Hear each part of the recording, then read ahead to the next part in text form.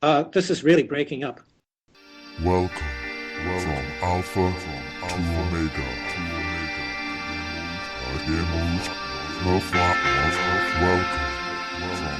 I'd like to make the outrageous claim that has a little bit of truth.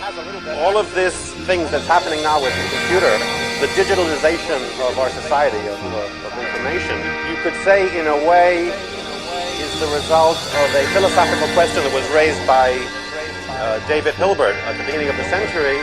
Not a complete lie to say that Turing invented the computer in order to shed light on a philosophical question about the foundations of mathematics that was asked by Hilbert. So it's as if the whole economy today is being run to keep the bank solvent, not to produce more goods and services, not to raise living standards, but all for the aim of increasing bank profits. Everyone has to line up and sing hosannas to our leaders. That's the job of intellectuals. Round up the chorus so they all sing praises to their leaders while they march in the parade and tell you how magnificent we are. And that's the historic task of intellectuals. Hello, and welcome to the 5th episode of From Alpha to Omega. Today is Saturday, the 18th of May 2012, and I'm your host, Tom O'Brien. After a brief sojourn into the world of mathematics, philosophy and biology, this week we return to systemic risk and economic collapse. I am delighted to welcome to the show the High Priest himself of the Church of the Collapsitarians and blogger extraordinaire, Dmitry Orlov. We will chat about the root causes of the current crisis and what to expect and prepare for over the coming years and decades. But first, the boring stuff. On the podcast website, you can sign up to receive email notifications for the latest uploads. You can also join the From Alpha to Omega group on Facebook, where our likes have ballooned up to a ribald 20. If you are in a particularly generous mood, you can also help to keep the show afloat by clicking on the donate buttons that you can find on the podcast website. So, to the interview. Dmitry Orlov is a Russian-American engineer, blogger and author on the topics of ecological, economic and political collapse. He runs the extremely popular and highly recommended blog cluborlov.com, which has in its short 4-year history been visited by over 2 million people from all across the globe. He is the author of the unrelenting and witty Reinventing Collapse, the Soviet Example and American Prospects, and has just released the ebook Absolutely Positive, a collection of 30 of his most popular essays. Unfortunately, the interview was interrupted by the temperamental nature of my internet connection and its ongoing battle with the Skype application. Some of the conversation was unfortunately lost to the void. Apologies in advance. We joined the conversation as Dmitry is talking about his comparative theory of superpower collapse.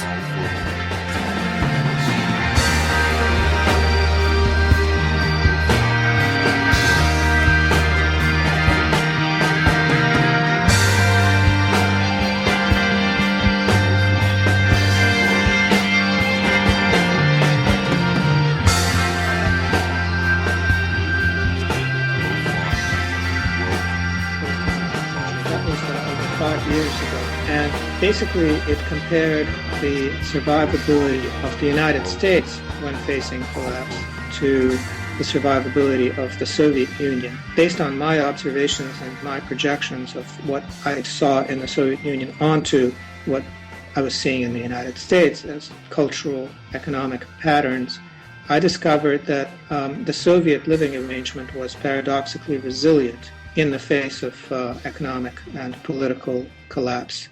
That society there did not collapse along with all of these things. Whereas in the United States, society is already in a very advanced state of collapse, and everybody is completely dependent on finance and on commerce. So once finance and commerce shut down, people will be pretty much standing in the middle of the road, blinking in the sunlight, not knowing what to do. Basically, the USSR and the USA are these two acronym states. Now, the USA, of course, predated the USSR by quite a bit, but it was not a very significant player on the world scene until World War II. It was really World War II that propelled both the USSR and the USA into a lead position in the world, where for quite a while they basically jockeyed for control of the entire world. They had a presence on every continent, just about. And so basically they were handed the remains of other empires to run. And there are some differences, of course. For instance, the Soviet Union failed to profit from its empire, whereas the United States became quite rich for a time because it could drain resources from the rest of the world, basically slant the playing field in its favor. It was much better at doing that.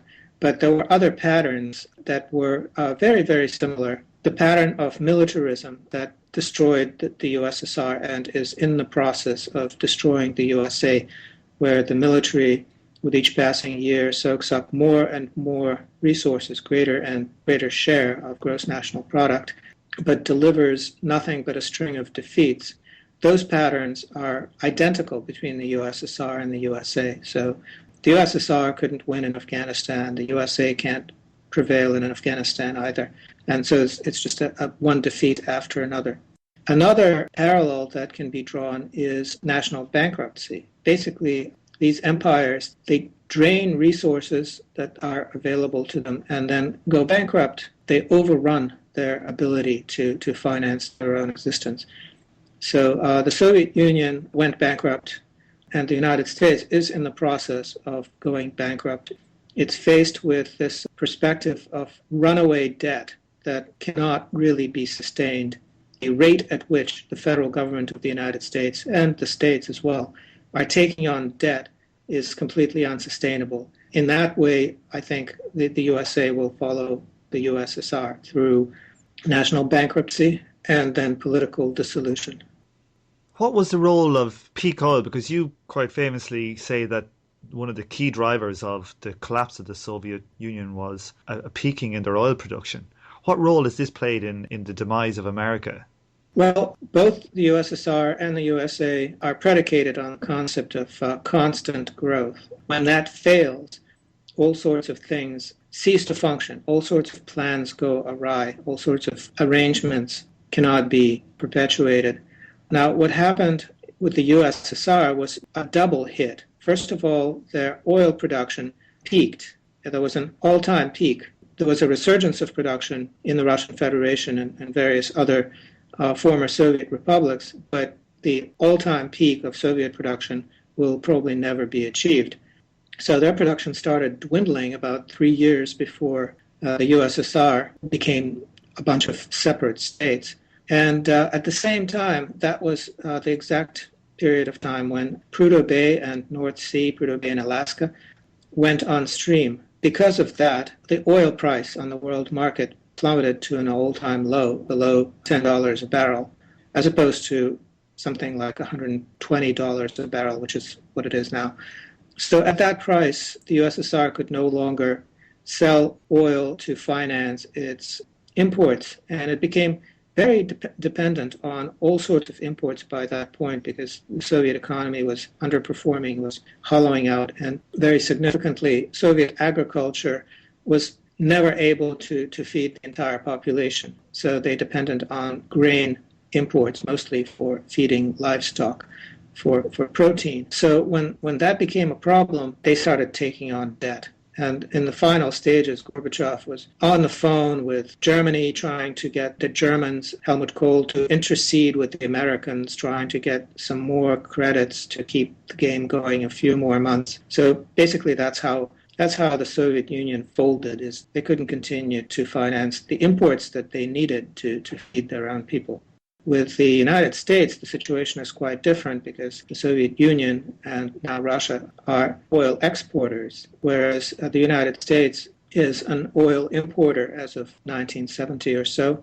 And so it's become very dependent on imports from countries that have nationalized the oil business and that are developing their own economies and using more and more of a dwindling resource, leaving less and less for exports.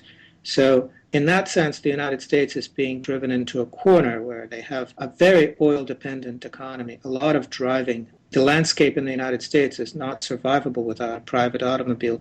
And at the same time, the fuel for this is dwindling, and the price is continually going up.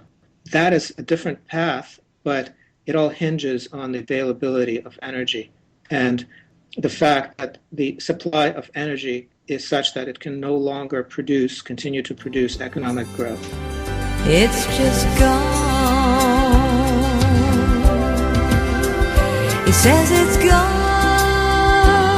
and he can't go on living in memory, mulling it over endlessly. Why is that so hard for me to see? Says it's gone and he can't go on trying to live a lie. And when he cries, I know it's over, but I will never know why. So getting towards your 5 stages of collapse theory, can you explain this and maybe give us an understanding for where you see this different parts of the globe within this? The first 3 stages, which are observable right now, is financial collapse, where basically there's the ability to manage risk goes away. It becomes far too compromised.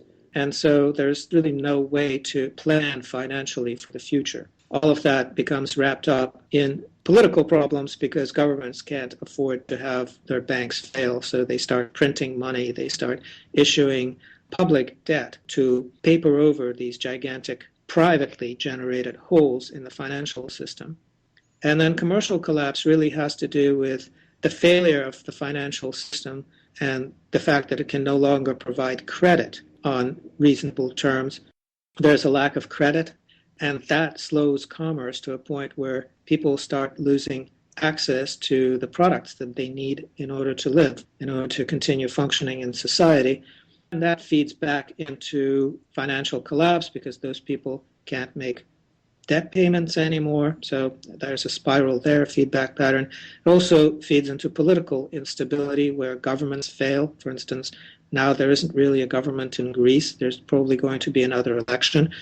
The fringe parties are probably going to dominate. Those parties happen to be against the terms of the Eurozone bailout. So the bailout won't happen, and then the financial system will dissolve as far as Greek participation in the Eurozone. So all of these things are coupled, but the reason I separated them into separate stages or separate entities is because the financial system can really be cut away from the political system. The fact that this or that set of rules applies to money is a political decision. It's not necessary to completely destroy your country because some banker says so, but that is in fact what's happening. Similarly, commerce can be established in patterns that are not connected to financial centers. You can relocalize the economy and actually feed and clothe and house people with local resources without using credit.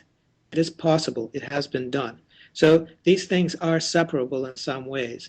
But in what we're seeing around the world is there's such close coupling between them that a financial problem compromises the government and also compromises the ability of the people to conduct commerce in the normal way.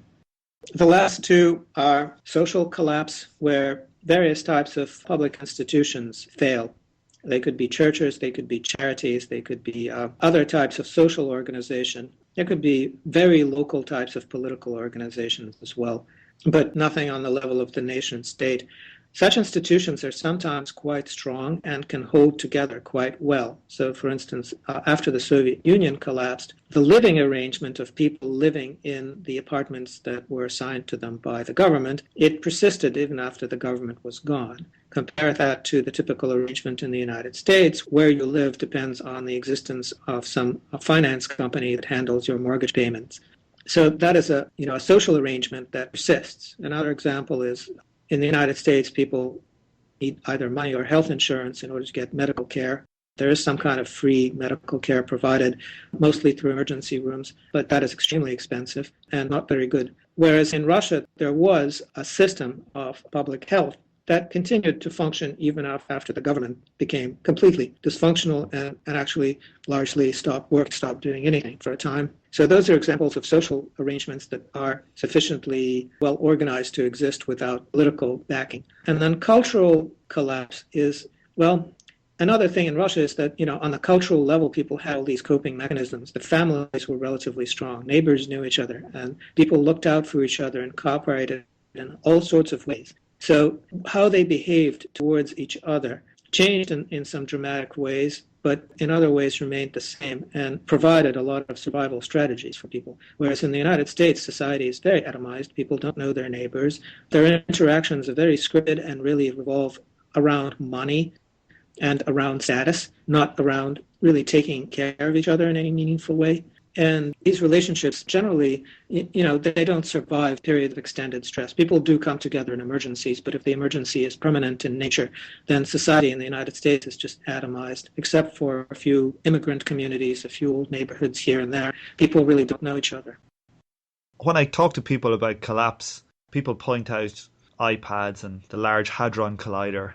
I find it very difficult to deal with my analytical side telling me these things are the apogee or the peak of our society. But then when I think about the Soviet Union, they were developing some of the most advanced technologies right up until the point that they collapsed.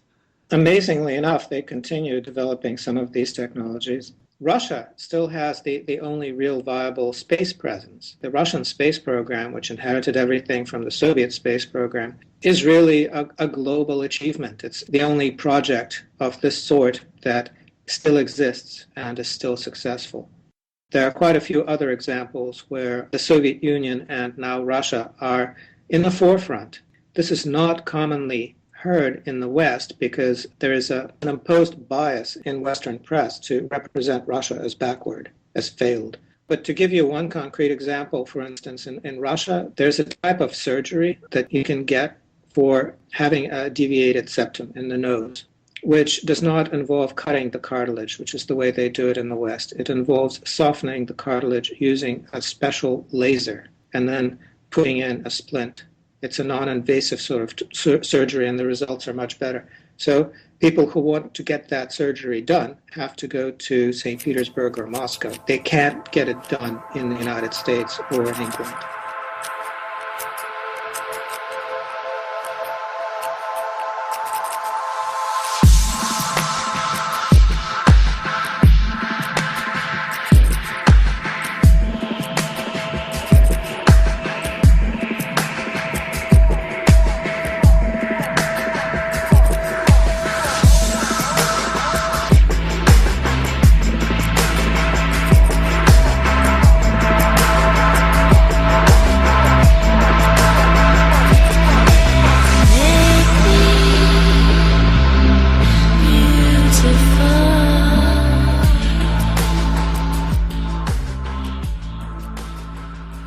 When I came across peak oil a few years ago, it was a real shock. Once I got the understanding of the link between energy use and economic activity, it was like a 20-ton truck hitting me in the face. Everything I see nowadays, I see through peak oil eyes. I've also found myself worrying about becoming a bit of a sucker for confirmation bias, like how a religious fundamentalist sees the hand of God in every action. Do you ever worry about this type of selective interpretation of facts, or how do you deal with it? Well, I think that selective interpretation of facts, there's a huge bias, overall bias that we have, which is imposed by the economics profession, which feels at liberty to ignore physics, ignore nature. If you look at the economists' explanations of what is happening, they all hinge on various statistical measurements that are not really physically measurable. Basically, value is price and price is value, and there's a lot of circular reasoning. And they construct these models that have nothing to do with anything physical. So they will tell you that the economy runs on money or on credit, whereas really the economy runs on sunlight in the final analysis and in flows of energy in the form of preserved sunlight, in the form of fossil fuels. And it's these physical flows that determine everything. If you need to look at correlations, you can look at very simple things like number of motor vehicle miles driven correlates very highly with GDP. And that tells you right away that what's really happening is not these flows of money, but really flows of energy. They say, if you want to find out what's going on, follow the money. Well, beyond that, if you really want to know what's going on, follow the energy. It's very interesting. We had Professor Charlie Hall on a couple of shows ago, and he made this exact point that the laws of thermodynamics can't be broken, but they're absent entirely from the standard economic theories. Economics is generally very disappointing. It's some kind of very feeble philosophy. Its real theoretical underpinnings are basically, based on this bizarre assumption that you can make an abstract system that is not tied to any hard science and endow it somehow with enough explanatory depth to actually explain what is happening in the world at large. So it's some kind of exercise, mental exercise, that is just completely divorced from reality. And it's a thing within itself. It's sort of like an autistic savant that doesn't actually register what's going on in the world, but exists in some abstract realm that isn't, strictly speaking, relevant. Peak oil currently is still somewhat of a fringe theory, and whenever it sticks its head into mainstream media, it's not dealt with in any kind of serious way. When do you think that it might actually become mainstream opinion, given the power of the mainstream media? It may never become part of mainstream opinion. It's more or less a system that very much controls the center of public discourse using a manufactured message. And that manufactured message is crafted in order to suit the interests of those who own the media. It's not crafted to suit the interests of the consumers of that media. It is basically a sort of crowd control mechanism. Now, to make it look legitimate, it does allow other messages to seep in around the edges, but very carefully limits their reach and their scope. So the fact that we can discuss this, the fact that you have a podcast and nobody comes in, no censor comes in and shuts you down, really has to do with the fact that the reach of your podcast is very much circumscribed. If it became sufficiently popular, then other mechanisms would be brought into play to make sure that your message is somehow compromised and that your word doesn't get out. So this is Noam Chomsky's basic manufacturing consent theory of propaganda model. Well, I think Chomsky more or less has it right. If you look at what happens with various bloggers who actually get enough of an audience in various places, like in Russia, for instance, suddenly a very highly organized pseudo-grassroots movement rises up to distort and compromise their message. So, for instance, if I came up with something very popular and very disruptive, some anonymous group sponsored by the government, but nobody can prove that, would pop up and duplicate my message, corrupting it in the process, and then other people would attack it. So it's very easy to knock somebody out of the running if you have all of the resources at your command. If the only resource at your command is the truth, then that can be very easily corrupted. So the use of disinformation from an information theory type of way to basically corrupt the message so that people can't tell what is true from what is junk. Exactly. It has nothing to do with consent. It has to do with noise. It has to do with bombardment. It's information warfare. So that's the environment in which we work. The consumer of the information is left with this job to try and pick the difference between the right and the wrong. And once this effort becomes so large, the effect of the truth is essentially diluted. Well, people who just look at information, who don't look beyond facts, don't stand a chance. They will be inundated with all sorts of highly distorted, slightly distorted information, complete nonsense, and they will never find their way through it.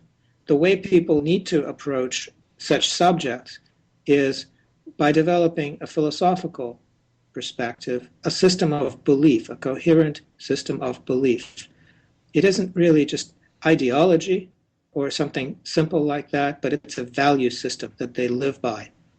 And then they go through life accepting things that fit into their value system and rejecting things that don't. And once they start doing that, they're on a path of transformation that has nothing to do with being informed. It has to do with actively changing who they are. From that point of view, anybody has the power to make their own path, and a lot of people are doing it. So I think that that's the really hopeful thing, and that's why I do what I do, is to allow people the space in their head so that they can craft their own value system, not mine, their own, and follow their own path. Again, not my path, their own path. Would you like to tell the audience a little bit about your current path? It's really uncertain at this point. I'm trying to devote more effort to my writing and speaking career, if I could call it that, because it's in such demand and events are unfolding so fast. So the things that I wrote about with financial and political and commercial collapse are actually happening in parts of the world. We can actually witness them in places like Greece and Spain and many other countries around the world. And the process is accelerating. So I think that these next couple of years will be the years to watch and to observe and to write about these events, because a lot of people will be interested in them. After these things run their course, then what I do will be less useful, because people will look inward and will try to find ways to cope. They won't need the big picture as much. They won't be as interested in it. So that's what I'm concentrating on right now, and de-emphasizing other things like software engineering, which is the way I've made money over the years. You've released a new ebook called Absolutely Positive. Can you tell us about this new book? Maybe why an ebook? The reason it's an ebook is because releasing an ebook, if you know a little bit about computers and things like HTML formatting, it's technically quite trivial. It's a very easy way to distribute a work. It really takes very little effort. The book is made of essays that I've published over the years on my blog that were particularly successful and that continue to be read. So I decided that after 4 years of this activity, I should give these essays that I wrote a little bit more permanence. One interesting thing about publishing a work of essays is that it's rather hopeless to try to do it through a publisher. The publishers seem to have this unwritten rule that the only people who can publish books of essays are dead people and Nobel Prize winners like Krugman. Nobody else is allowed to do that. So this is my escape hatch, if you will, to actually get these essays out into the world. And it's working moderately well. Recently, I watched a long 2-part interview with Alexander Bulgazin. He's a professor of political economy at the Moscow State University. And he was asked why the USSR collapsed. And he gave this most confusing, waffly, nonsensical type of answer. No mention of oil or energy production whatsoever. It seems to me quite likely that we might go through this transformational change in our society and no one will really ever know why it happens. It's like the story of the 3 blind men and the elephant. It was 6 men of Indostan, to learning much inclined, who went to see the elephant, though all of them were blind, that each by observation might satisfy his mind. The first approached the elephant, and happening to fall against his broad and sturdy side, at once began to bawl, "God bless me, but the elephant is very like a wall." The second, feeling of the tusk, cried, "Oh, what have we here? So very round and smooth and sharp? To me 'tis mighty clear. This wonder of an elephant is very like a spear."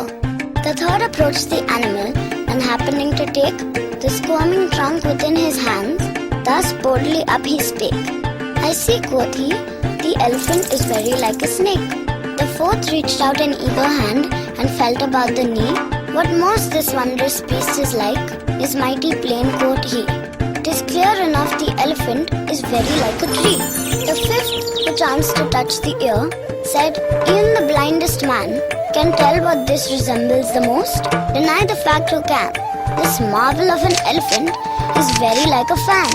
The sixth no sooner had begun about the beast to grope, then seizing on the swinging tail that fell within his scope, "I see," quoth he, "the elephant is very like a rope."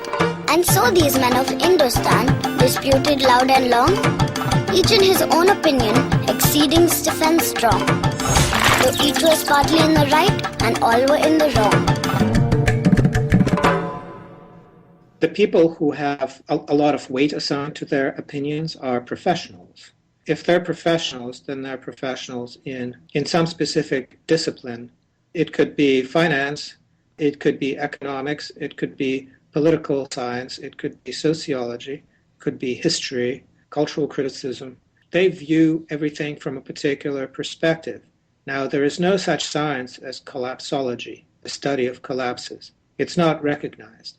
There are a few people, actually, who approached it successfully, like Joseph Tainter, for instance, who actually managed to put out scholarly works in this direction that are helpful.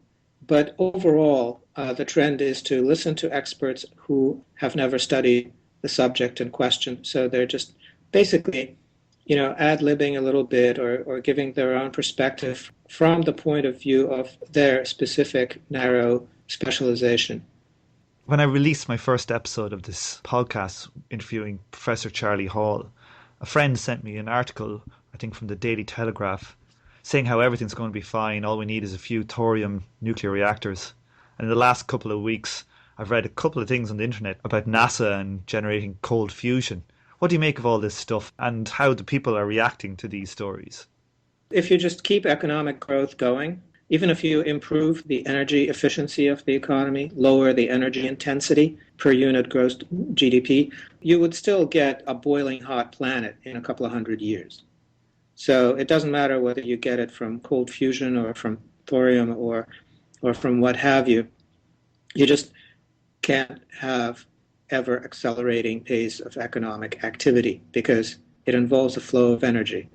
You cannot improve the energy efficiency of any given process ad infinitum because at some point the laws of thermodynamics come into play. Because you can't get something for nothing, as long as you are following this idea that, there's this exponential curve that we're all traveling on, exponential expansion of population, of money supply, of everything else, you still get a dead planet after a couple of hundred years. So it's not really a technical problem. That's what I try to get people to understand, that a technical utilitarian approach got us to this point, got us to this impasse. It's not going to get us out of it. We have to do something completely different, approach it from a completely different perspective in order to stand a chance. Basically, the thing to do with all of these technological systems that we've built up is to figure out how to shut them down. And that is difficult enough.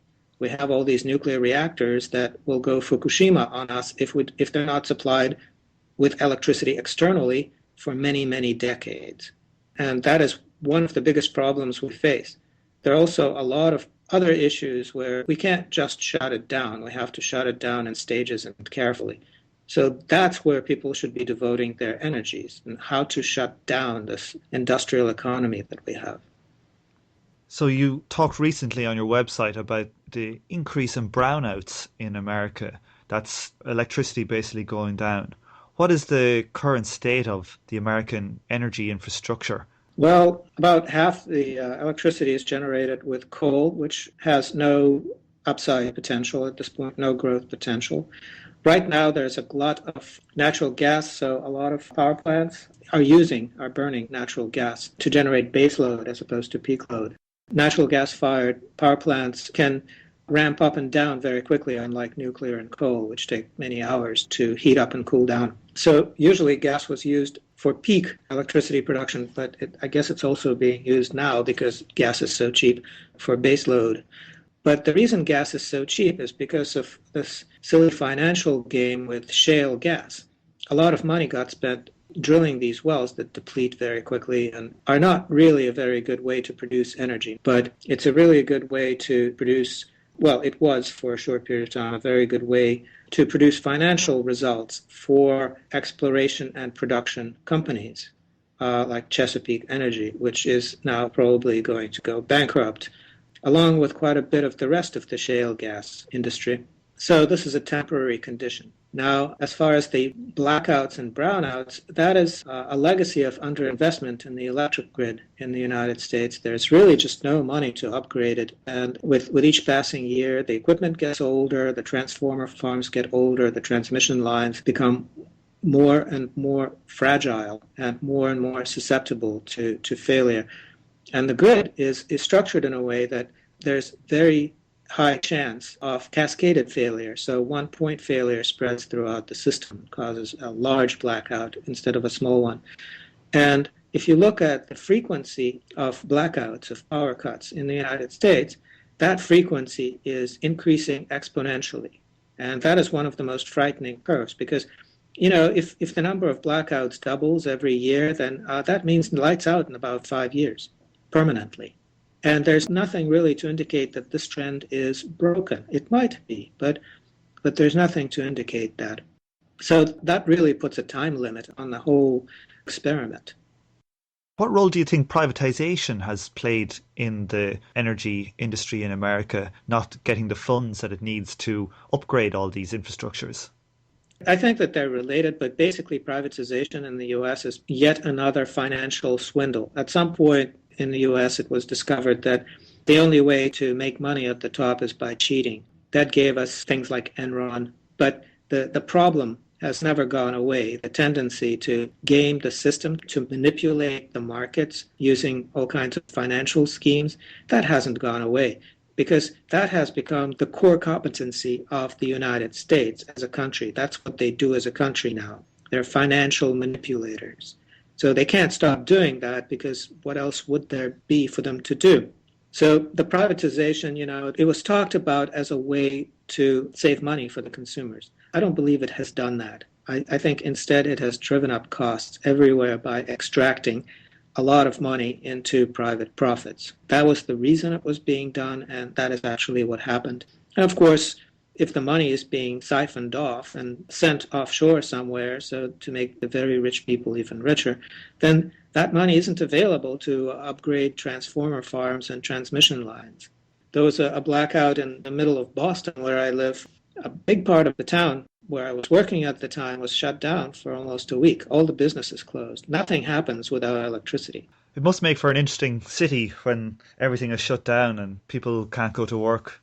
It was interesting to see what happened during the shorter blackout that happened in the exactly same area, where basically everybody poured out into the street, and it was almost like a spontaneous demonstration because people were talking to each other, just basically standing around. But the feel of the place was not that this is something surprising and strange and unusual, but basically people were treating it as some kind of like a new reality. This is the sort of thing that happens here now, was the feel. You must leave now, take what you need, you think will last. But whatever you wish to keep, you better grab it fast. Yonder stands your orphan with his gun, crying like a fire in the sun. Look out, baby, the saints are coming through, and it's all over now, baby blue. The highway is for gamblers, better use your sense. Take what you have gathered from coincidence. The empty-handed painter from your streets is drawing crazy patterns on your sheets. The sky too is falling over you, and it's all over now, baby blue.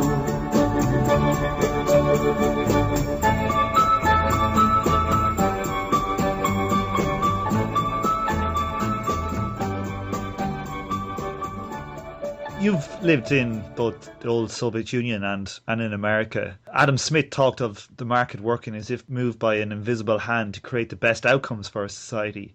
You have a somewhat different take on this. I actually looked into it. There's this part of economic theory that deals with conditions for market equilibrium, which is behind the idea that markets are efficient and self-regulating and provide the best possible outcome when left to their own devices. Well, it turns out that that theory is based on ridiculous assumptions that do not exist in the real world. Economic theory has these curves that are just postulated out of thin air, supply and demand curves as separate entities that cross, and that's the equilibrium point. Well, it turns out that you cannot really observe those things in nature. They're not really directly measurable at all. They're strictly constructs in economic theory. And it turns out that the range of conditions under which there is such a thing as market equilibrium is extremely small and, for most purposes, irrelevant.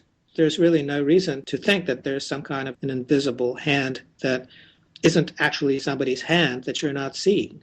It's just that you're not seeing it, so you think it's invisible. But it's very visible. It's not being shown to you. In fact, markets are structured by various market participants at various levels. They can plan to make these markets work in the public interest, or they can make them work in the private interest, in their own interest. And it's just a question of who politically runs those markets. It's not an economic question, it's a political question. And currently the people who control the markets are in favor of extraction of wealth to the top. Yes, right now, most of the markets in the so-called free market economy in the world, those people are not actually people, they're gigantic bags of abstract financial wealth. And they're becoming increasingly paranoid with each passing month. And the only thing they know how to do is to make their giant bags of money even bigger because they think that that's going to be safer. Whereas in fact, it's the opposite. The bigger it is, the more likely it is to completely fail. So what are you doing yourself to prepare? I know that you've bought a boat and fitted it out. What else are you interested in?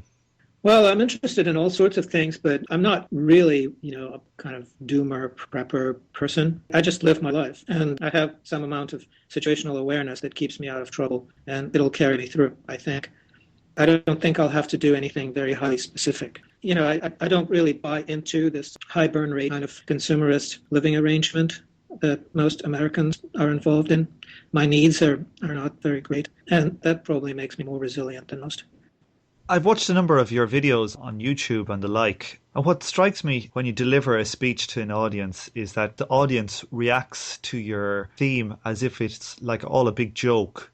What is the emotional impact being of seeing what happened in Russia and now seeing very strong parallels in the West? Well, you bring up an important point, which is, humor is a defense mechanism in some ways. People think that I'm just joking in order to psychologically protect themselves. It's also a coping mechanism. So if you can laugh about something, you're not going to cry about it.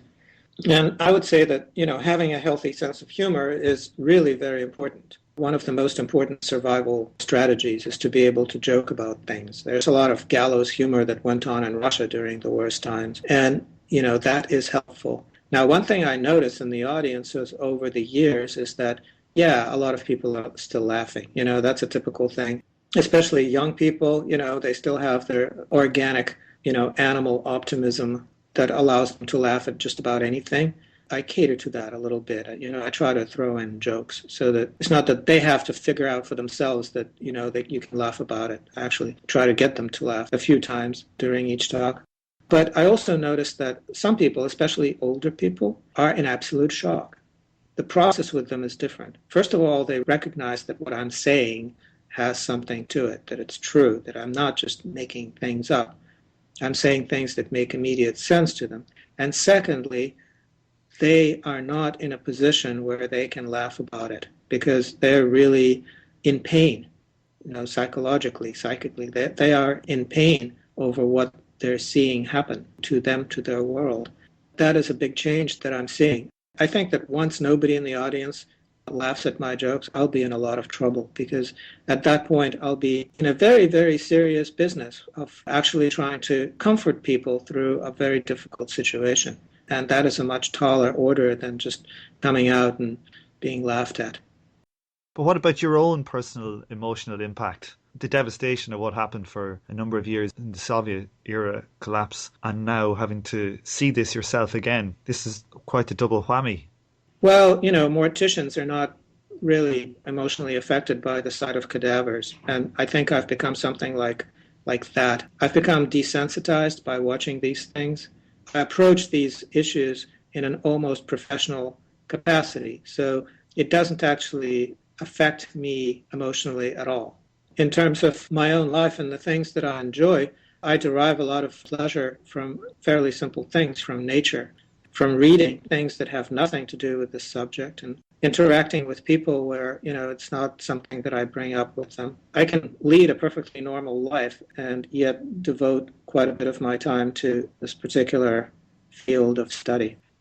What do you make of the nationalization by certain South American countries of European assets? Actually, could you repeat that again? What do you make of the nationalization by certain South American countries of European assets? Actually, could you repeat that again? What do you make of the nationalization by certain South American countries of European assets? Actually, could you repeat that again? What do you make of the nationalization by certain South American countries of European assets? Actually, could you repeat that again?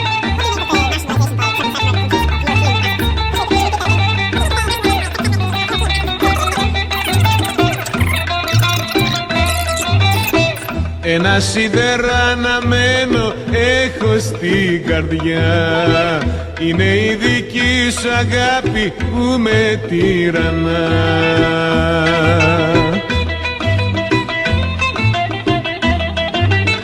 Θα έχω σ' όλη τη ζωή μου βάρος στη συνείδησή μου για τα τόσα σφάλματά μου που σε διώξαν μακριά μου. I would like to thank Dmitry again for a typically enlightening interview, and I look forward to talking to him in the future about the progression of our lives through the likely coming financial, commercial and political collapse.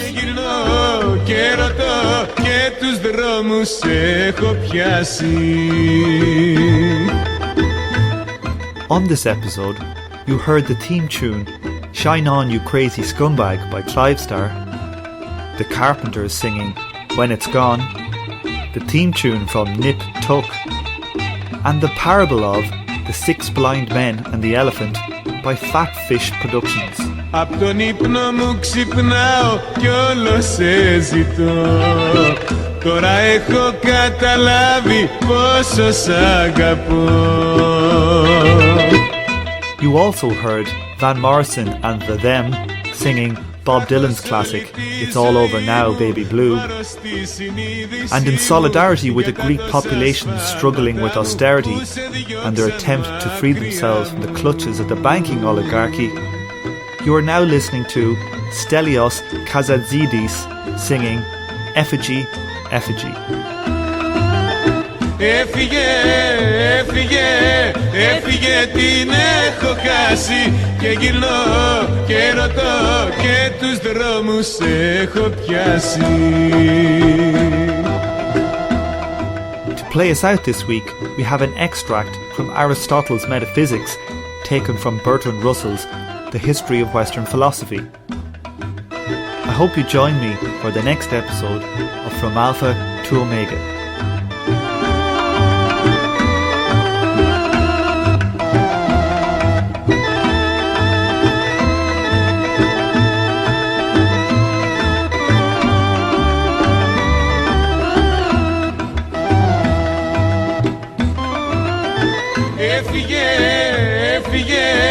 Έφυγε, την έχω χάσει και γυρνώ και ρωτώ και τους δρόμους έχω πιάσει. Έφυγε, έφυγε, έφυγε, την έχω χάσει και γυρνώ και ρωτώ και τους δρόμους έχω πιάσει.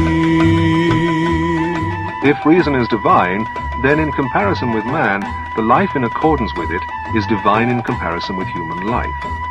But we must not follow those who advise us, being men, to think of human things, and being mortal of mortal things, but must, so far as we can, make ourselves immortal, and strain every nerve to live in accordance with the best things in us. For even if it be small in bulk, much more does it in power and worth surpass everything.